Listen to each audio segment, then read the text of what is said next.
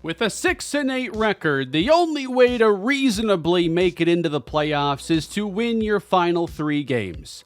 But previously in the Saints franchise, we got blown out by 2 teams who are likely headed to the postseason, so I knew our chances weren't good going into the final weeks of the season. But we were still in the mix, and I want to see this team take a step forward from where we've been in the last 2 years. So we begin today's episode by taking on the 7-7 Steelers, hoping to end that 2-game losing streak and giving us a chance to play meaningful football late into the season for the first time since year 1. The Steelers' quarterback these days is still Kenny Pickett. He hasn't taken a big leap this year, but has more or less been a solid game manager. And with the Steelers, you're also getting one of the best up-and-coming receivers in our franchise, that is Courtney Bryson. The Steelers take their opening drive down into the red zone and finish it with 6. That is Kenny Pickett to Elijah Moore, as the Saints give up quick points. You know, we could have dreamed up a better start to this game. Kenny Pickett on the keeper. Down the middle of the field, he rips off a 51-yard run on the following possession for Pittsburgh. And they would look to cap this off with their second touchdown to start. It's Pat Freiermuth. And a quick 14-point hole for Blake Westbrook to try and dig us out of. He's had an up-and-down rookie season. It would take something special down the stretch to, of course, get us back to the postseason. But Westbrook trying to finish his year strong and lofts downfield. Welcome back to Kevin Blackwell, the star tight end, rookie of the year last season. He's battled through injuries this year, but that is a great catch. And here is Jadarius Roby running over a defender and getting first down yardage. We go down to the 33 of Pittsburgh. Westbrook on the roll and too far in front of Garrett Wilson. Countless throws like that have been missed this year. We end up having to settle for a field goal to at least get on the board. But it looked like one of those games where the offense is going to have to put up a lot of points to keep up. Jadarius Roby on the next drive, getting closer to his first 1,000-yard campaign. We drive into Steeler territory and go underneath. Catch and run, Chris Olave. That's been a bread and butter play this year. Up to the 32. Off the fake and down goes Westbrook, losing the ball. It's kicked around by Roby, and eventually we land back on it. But I knew we'd see a lot of pressure in this game. It showed up there. 3rd and 19. Down goes Westbrook again. And it's the former Saint Peyton Turner who just bowled over Luke Rowe. Steelers take over. Short field, wide open. And inside the 20, that is wide receiver Elijah Moore again. Steelers go inside the 15, and Kenny Pickett to Pat Freiermuth for the second time. Steelers' 3rd touchdown of the first half, making it a 21-3 game. Struggling to keep it close, but the Saints battling back. Downfield, Westbrook hooks up with Garrett Wilson. Gets a step and a catch into Steeler territory. We then face a 3rd and 6 a couple plays later. And hooking up with Chris Olave at the 21-yard line. Big plays from the 2-star wideouts, but again met with 3rd down, where Westbrook is sacked by T.J. Watt. We would settle for another field goal and go into the second half down 15. We'd only have a chance if the defense could step up, and the Steelers were moving the football easily throughout the first handful of drives of this game.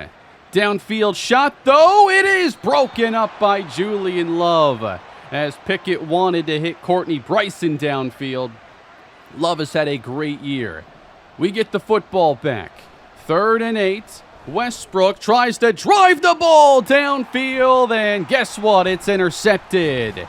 Jeff Okudah picks it off, and the Steelers get a short field again in Saints territory. They go with 2 tight ends.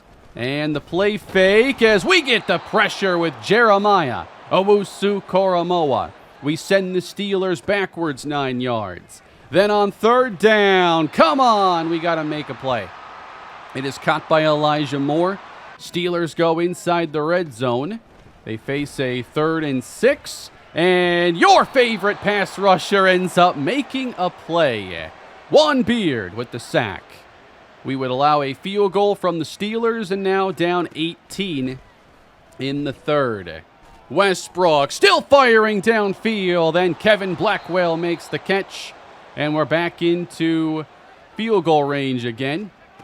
Still in search of that first touchdown. We got Roby taking it downhill and bouncing off Steelers to the 12-yard line. We then throw a little bubble screen, and a 2-for-1 block from Wilson turns into a Jacoby Pearman touchdown. We finally break through and make this a 2-possession ball game. We attempt the 2-point try, and Roby caps this off as we only trail by 10. Looking to come back late. Defense on 3rd and 5. Next Steelers drive. Freiermuth emerges and turns it up for a first down gain. Just felt like we could not make those close bang-bang plays. But we get aggressive and sack Kenny Pickett again. That's what helped us the most, was getting sacks that would drive them backwards, force them to make a big play on 3rd and long, which Kenny Pickett wasn't able to do as effectively. We force a stop on Pittsburgh. Ball back, we're still late 3rd. There's time. And Roby downhill again across the 40-yard line. It's a different offense when we get him going, as well as the play-action game. But another overthrow from Blake Westbrook. 3rd and 7. Westbrook trying to get us into Steeler territory, and he fires a strike to Chris Olave. That is a big first down grab. 40 yards from the end zone. Steelers blitz, and Westbrook counters. Josh Oliver brings us into the red zone. And the Saints then spread the field with Westbrook firing for the touchdown. It's Jacoby Pearman, his 2nd of the ball game, and the Saints make this just a field goal contest. Could the momentum stay on the side of the Saints? Kenny Pickett downfield, and it's George Pickens. Got a mismatch there with him and Jabril Peppers. So now you're just hoping you can hold Pittsburgh to a field goal try. Harris now running them inside the 5. He makes it goal to go. 1 more yard to get. Pickett throws, and we shove Freiermuth backwards for a loss of 6. What a savvy play by Johnny Fenderson. A couple plays later on 3rd down, nearly intercepted by Tommy Tomlinson. He still hasn't picked one off this year. How massive would that have been? It's still forced a field goal try. So if the offense can just get to the end zone again, we've got our chance.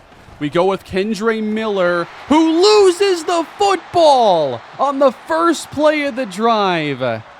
And the Steelers, of course, recover. Up by 6. Steeler ball, 6 minutes left to go. Najee Harris, big block from Bryson, tries to dive in. It's ruled a touchdown. This would ultimately be overturned, but Harris would still score a couple plays later. And suddenly, we trail by 12. 4.5 to go. Last-ditch effort now for the Saints. Season essentially on the line. 3rd and inches, and not biting on that fake. Down goes Westbrook, and it's 4th down. Gotta have this one, and Westbrook throws it out in front of Wilson again. How many yards left on the field? And the Steelers take over, and they separate late in this ball game. If you just look at the final score, it doesn't tell the entire story. We had a chance, and we let it slip away, and this ultimately ensures a 3rd consecutive losing season in the franchise. I knew it would also likely ruin any hopes we had of making it to the playoffs this year as the 7 seed. Another 3-game losing streak for our Saints. They fall to 6-9 on the season. I felt like the opportunities were there in this game, and the defense ultimately didn't play well, and there were some plays that really could have swung things, but I think that partially losing all that morale late has ruined whatever room for error this roster had. That downgrade has been so much to overcome. And when there are a couple plays out there that are so close for us, that is the difference between winning and losing oftentimes. So at this point, the Saints were far closer to the bottom of the conference than the top, obviously. I began to think about the draft and what I want to do with this team going into year 5. I think that the interior offensive line, interior defensive line are top priorities, along with edge rush, because we haven't had that pass rush presence this year that I've been looking for, and I think that this draft lines up pretty well for us to take another crack at a top edge rusher. I also think that safety is a possibility, but we have to get this defense better for sure looking into year 5. Given Blake Westbrook is on the rookie contract, of course, free agency gives us chances to try and upgrade as well. And given defensive tackle is a little bit weaker in this class, the top players don't show up until more late first round. I do feel like that has to be a free agent priority or even trade. So with 2 games left to go, we get our second meeting of the year against the Tampa Bay Buccaneers. We beat them back in week 1, but they've seemed to have a really strong resurgence behind Jason Tracy late in the year. They like him a lot in Tampa. His numbers have improved a lot. It seems they're going to trust him going forward. So here is week 17. Saints back at home. Still going to, fight to the end and try to rack up wins. Not really one to try and tank. I think we've done enough losing in this series. Here's the opening drive for Tampa. Jason Tracy is sacked by James Houston. We had a great game against him back in week 1. I wanted to see us do it all over again. And here is Blake Westbrook now. 27 passing touchdowns in his rookie year. He goes play fake here on second down and tries to hit Oliver, and it's tipped right to Nick Bonito, who takes this down the field for a pick 6. Excellent start for our New Orleans Saints. We come back on the next drive. We're not going to stop throwing. Fitting that one into Chris Olave, first down. Couple plays later on 3rd and 5. Late on the throw, but good positioning. Olave makes the catch. We go into Buck territory. Westbrook launches. It's a bad pass. Not even a good decision there. And a DPI. We'll take it. Whatever it takes. Inside the red zone now for New Orleans. And Blackwell makes the catch. But on the play, Blake Westbrook takes a shot. He has to leave the game. David Mayweather comes in and executes a perfect handoff to Jadarius Roby and a Saints touchdown. Tie ball game. Same score later in the first quarter. Blake Westbrook swings this out. Got to avoid that pressure. Start making some smart decisions here. We got to make better use of that underneath passing game, and we do here, but Chris Olave loses the football, and the Buccaneers recover. That would ultimately lead to a Bucs field goal. They would tack on another one. As we jump ahead, we're late first half now. How about Jason Tracy out of the pocket and finding Mike Evans downfield? Tracy is a threat outside the pocket. He has over 400 rushing yards this season. Extends this play, and Mike Evans slips a couple tackles. Down to the 20-yard line.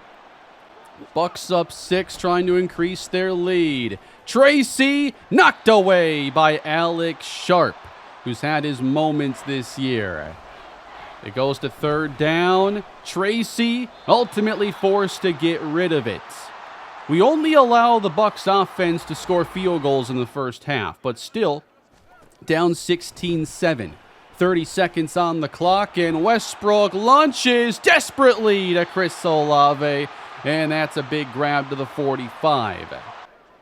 Hoping to get more points before the half. Westbrook again launches, but this one is way out in front of Olave. With 14 seconds left to go, a Roby run brings us into field goal range. We have time for one shot at the end zone, and we're going to take it downfield for Pierman, and it's broken up at the last moment by Justin Reed. What do we think of this angle here for field goals?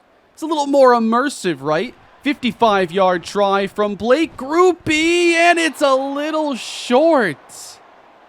16-7. We go into the second half. Saints ball, Westbrook, and this time he's got him. Caught by Garrett Wilson. Then we get the running back involved, and room for Jadarius Roby. Now a 1,000-yard rusher. And trying to finish this season strong, just attacking the heart of this Bucs defense. We have all that success running. Then break out the play action, throw it to the wrong guy, and it's intercepted. You know, those are the plays that I think are the worst. Like first down interceptions really just can't happen. That ruins a chance at some points. And the Bucs come back. This pass is caught for a first down in Saint territory. That is Wan'Dale Robinson. And 2 plays later, Tyler Algier dives through. Julian Love for the touchdown. Bucs extend their lead. Saints take over down 15. Just getting this to Garrett Wilson. That's another big play action pass. Into Bucs territory. And going underneath now. That's Wilson. Trying to mix more of the timing game into our offense late. And the surprise draw on third down. Roby to the 22.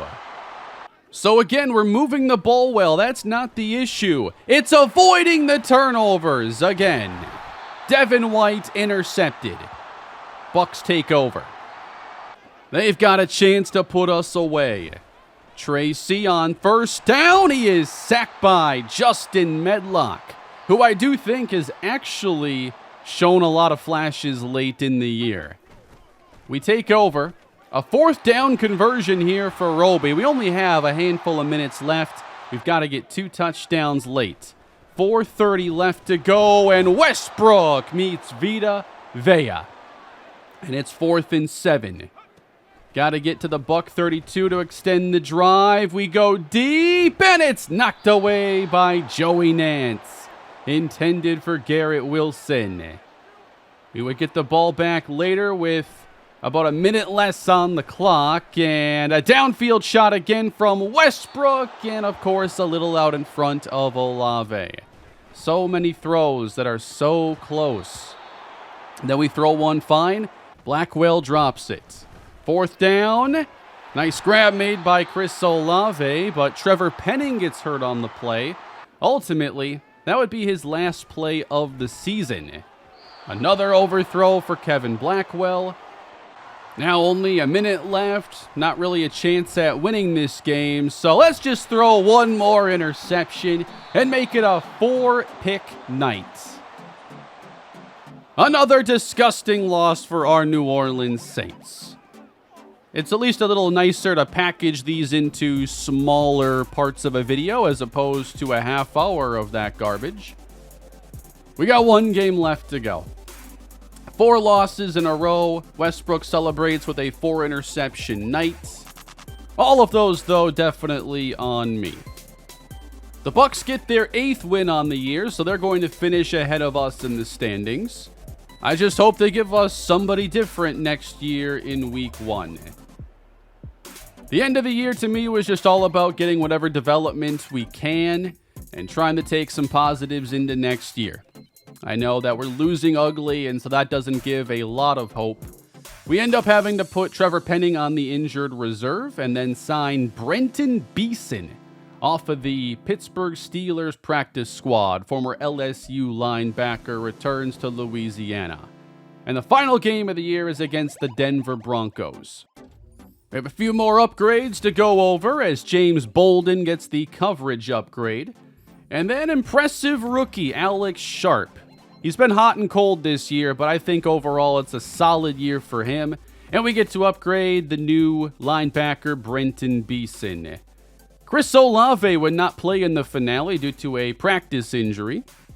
And here are the Denver Broncos, our final opponent of the year.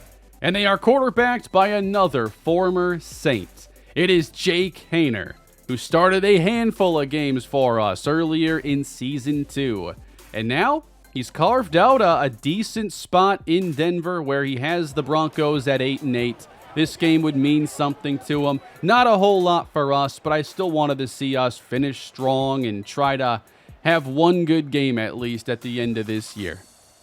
So how would Blake Westbrook end his rookie campaign? He's been a very polarizing quarterback. 27 touchdowns, 19 interceptions. One game left to go as a rookie. And he opens with a check down. It's Barry Skelton on the catch, a gain of 8. We should hit that check down a little more often. Next play, caught Antoine Priestley, who would get the start in the place of the injured Chris Olave. Then we run it to the right side. Here is Jadarius Roby getting to the edge. Showing some burst there at the end. Haven't really seen him make too many plays like that this year. Into Denver territory with Westbrook setting and firing downfield to Garrett Wilson. An accurate strike brings us inside the 5. Then we toss it out. The rookie Skelton turns the corner and he's got 6. Touchdown New Orleans. For Barry Skelton, it's the second touchdown of his rookie year. His first, of course, a kick return touchdown. Saints start this game strong. And on their second possession, Blake Westbrook, he's back for more. Play action with time. Check down Roby. Let's go. First down New Orleans. We love our play action passes. Westbrook now downfield, and that's caught by Josh Oliver out of bounds at the Denver 34. Westbrook opens the game 5 for 5. And on third down, he lofts it, and it's caught! Kevin Blackwell, touchdown Saints. We start the game with back-to-back touchdown drives, and the Saints offense looks to close the year on a good note. I like this camera angle. It's about the only thing you can do to make kicking a little more difficult, and I just like the angle. Jake Haener time. Facing a third down in Saint territory, he is pressured and hit by Paul Redman. He and Medlock have had their late season flashes. Saints get it back. Little throw underneath now to Jacoby Pearman, not trying to do too much. Get the first down. Then we go with Roby. A lot of daylight here outside. And he tries to hurdle. You know, you got to try new things here at the end of the year. Didn't work, but still a first down. We take it inside the 10. Wilson denied around the 2. Looking for our third straight touchdown to start the game. And Pearman makes the catch. And that is 6. Great throw from Blake Westbrook. Looking like a different quarterback here in his 17th game as a pro. 21-0 New Orleans. Really didn't expect anything like this. Broncos trying to battle back. Their season relies on it. A stiff arm from Javonte Williams and a first down run of 16 yards. Next play, in the backfield, there is Justin Medlock. Maybe it just takes a couple years for some of these guys. We end up drawing, we go off sides, and the Broncos have a first down inside the red zone. And they go with Javonte Williams for their first points on the rushing score. We go into the second half, and it's 21-10. Bronco ball. Haener, sacked by James Houston. Felt like our pass rush was better in the final 5-6 games than much of the rest of the year. Saints take over, up by 11. Westbrook hits the play-action pass to Kevin Blackwell inside the 5. Another accurate ball. Then 2nd and goal. Play fake, Westbrook. Diving catch by Garrett Wilson, and there is a touchdown. Westbrook throws his 3rd of the day, giving him 30 as a rookie. And for Garrett Wilson, that is touchdown number 6. Despite the deficit, Broncos still trying to fight. They drive it downfield, and that is Jerry Jeudy, who should have had a touchdown. Steps out at the 1, and they let the fullback finish this one off. We go to a 2-possession game. Late 3rd, down 11. Broncos try to get pressure on Westbrook, and he counters. That's Jacoby Pearman toward midfield, a gain of about 16. Then it's Roby to the right side. Good block from Pearman as he pops this one into the secondary and breaks 100 yards for the 4th time this season. With a minute to go in the 3rd quarter, Skelton on the reception. He's someone I think we have to get more involved in the offense. I've liked his play with limited touches.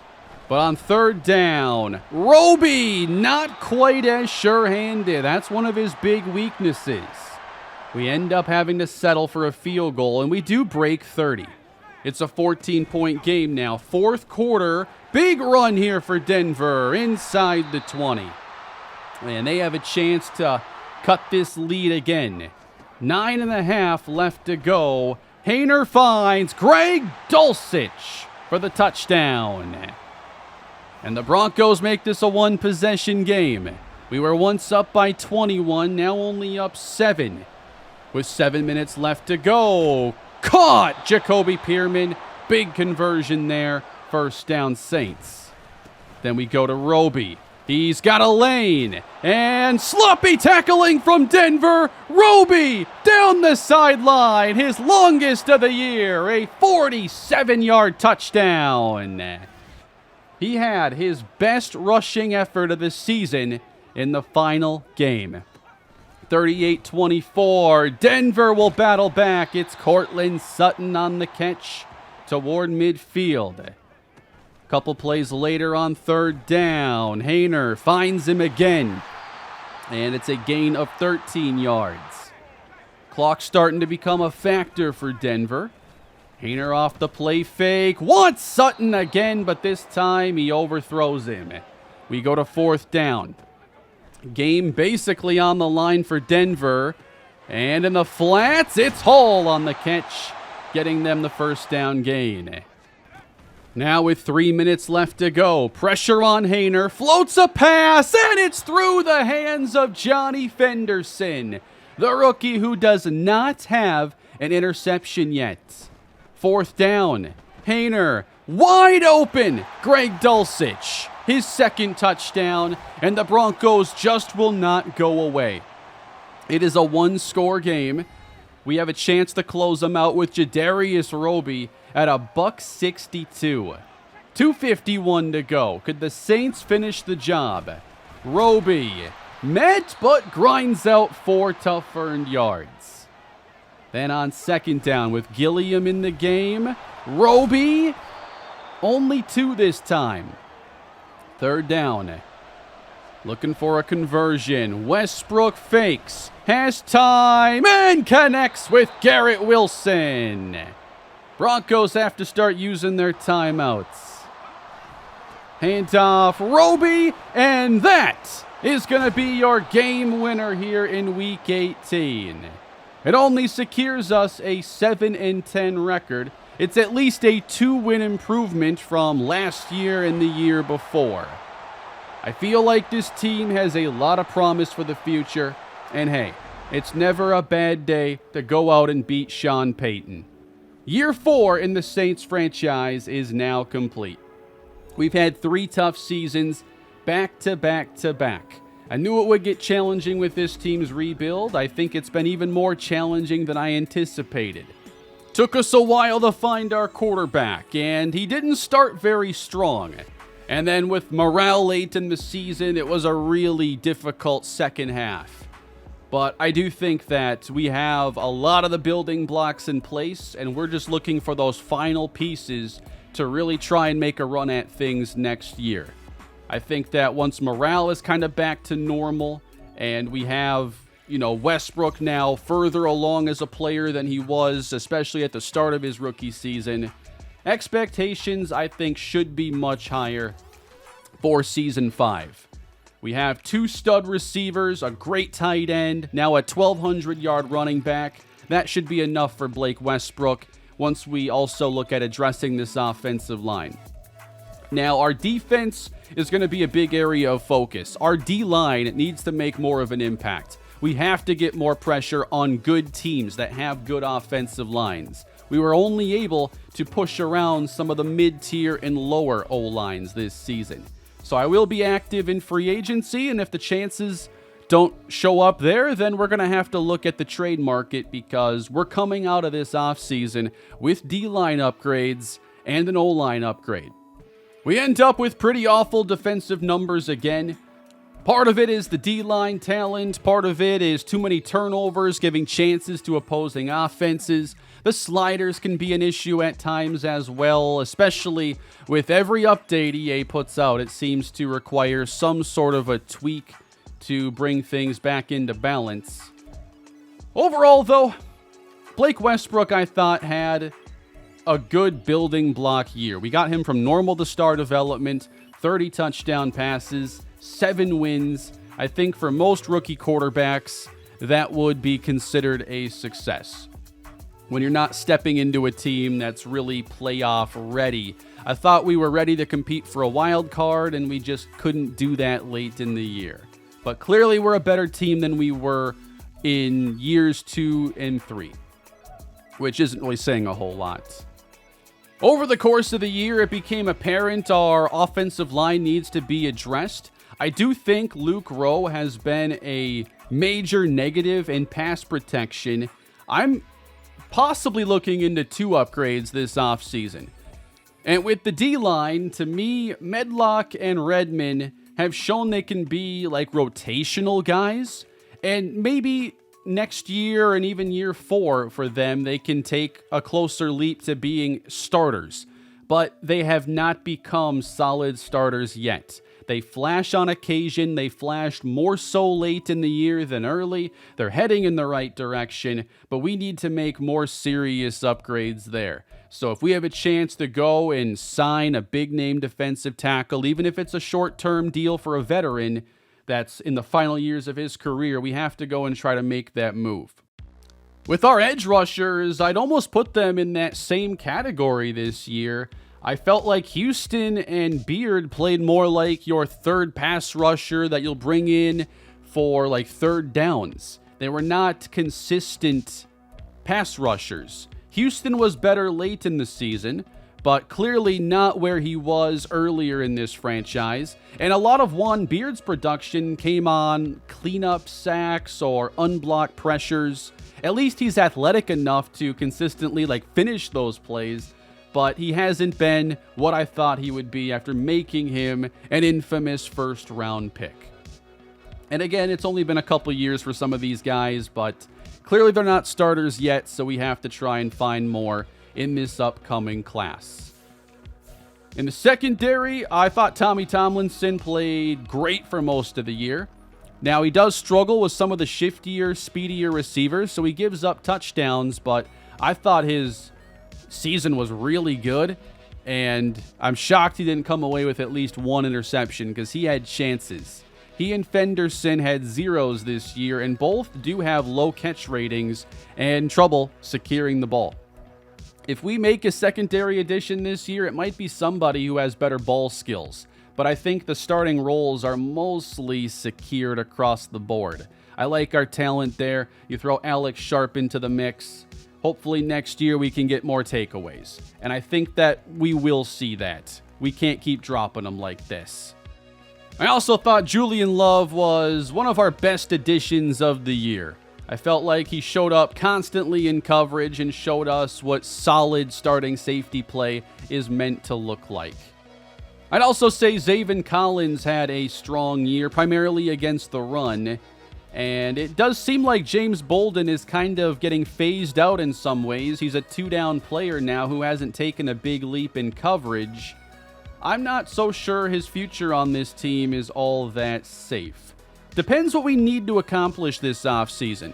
If we have to look at making some trades, I have a couple guys that I would not hesitate to trade. But we have our first round pick, we have cap space, we have a lot of mid-round picks. I'm looking to hopefully get us the roster we need to compete in year 5. And hopefully that season can be a better show for you all. Not every episode is going to be like this, by the way. This is just something I'm doing strategically, and there will be like one-game episodes again. We'll start next year with them. Here is the playoff bracket, by the way, with the Ravens and Seahawks facing off in the Super Bowl. The Falcons, after having such a strong year, lay an egg in the first playoff game in their division round matchup with the Eagles. They got blown out 38-14. I'm hoping their stay at the top of this division can finally end. We got to make sure morale doesn't do this again. We're no longer insulting our opponents, and I think I've learned my lesson with that one. But what do you think about this team going into year 5? I do think we're a couple pieces away. And I'm excited to get this offseason going. I'm planning on streaming it, by the way, probably Sunday afternoon, I'd say around 2 p.m. I will schedule that once I've locked in that time for sure. And I'll do a lot of scouting between now and then. Want to make sure we have day 3 options and a good plan for the first couple rounds. But the way things look now, pass rusher with our first pick seems really likely. Thankfully, it's a strong edge rush class. It has top 10 caliber players. I would look at defensive tackle more in a trade down, but I think there's a really big gap in the talent that you'd be getting. And I found so many more edge rushers that I think are worth targeting than interior players. So I know already we're going to look for defensive tackle when we get to free agency. But when it comes to filling out this defense, we've got to find, I think, 2 or 3 new starters for next season. If we could have maybe Beard coming off the bench, Medlock coming off the bench, we'd have a much deeper group, and it would be a lot more reasonable to try to build a solid defense. I'm also expecting that Blake Westbrook will take another leap next year. I knew this would be a challenging season. I made it even more so with that morale mishap, but he missed a lot of throws that I think he will start to make when morale is kind of back to normal and he gets more upgrades under his belt. I think we'll be okay there. For the Super Bowl this year, the champions are the Baltimore Ravens, who win 35-21. The Seahawks make it with their rookie quarterback in his first season. I'm expecting we could see some big meetings between us and them in the future. Our only retirement for this year is Jadeveon Clowney. We don't have the oldest roster anymore here in New Orleans. And thankfully, regression hasn't been too much of a factor. Ryan Ramczyk is now 33 years old and only went down 4 attribute points total. Eric Armstead, set to be a free agent, did go down 14. We'll look for an upgrade there. Jabril Peppers down 6. I do think he could return if we don't draft a safety. And here are our picks that we have for this coming year.